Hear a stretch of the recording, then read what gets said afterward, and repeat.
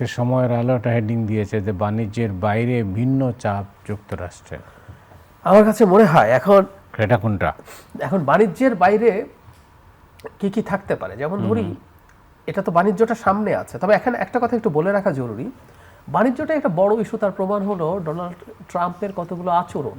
বাংলাদেশ সহ যে মোট 14টা দেশের ট্যারিফ নিয়ে এখনও তারা আগের জায়গায় অলমোস্ট আছে, তার মধ্যে জাপান, দক্ষিণ কোরিয়া আছে। তার ট্রেডিশনাল লাই, সে কিন্তু ওই কারণে যে তাদের ছাড় দেবো সে কিন্তু সেটা করেনি। সুতরাং যার সাথে আন্ডারস্ট্যান্ডিং হচ্ছে না।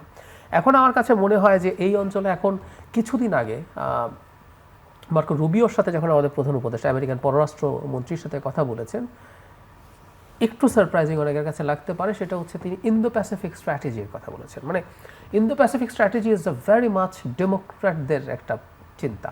এটা অনেক আগে থেকে বারাক ওবামার সময় থেকে শুরু হতে হতে প্রথম পিভট টু এশিয়া করলেন উনি, তারপর ধাপে ধাপে এই বাইডেনের সময় এসে এইগুলো এই জায়গায় এসে দাঁড়ালো।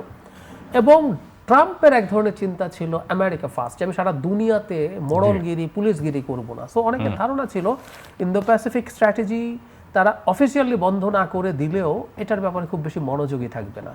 কিন্তু রুবিও সারপ্রাইজিংলি আমাদের প্রধান উপদেষ্টার সাথে, আমি ওনাদের মানে স্টেট ডিপার্টমেন্টের যে ওয়েবসাইট, আমি সেখানে ওইটার উল্লেখ দেখেছি,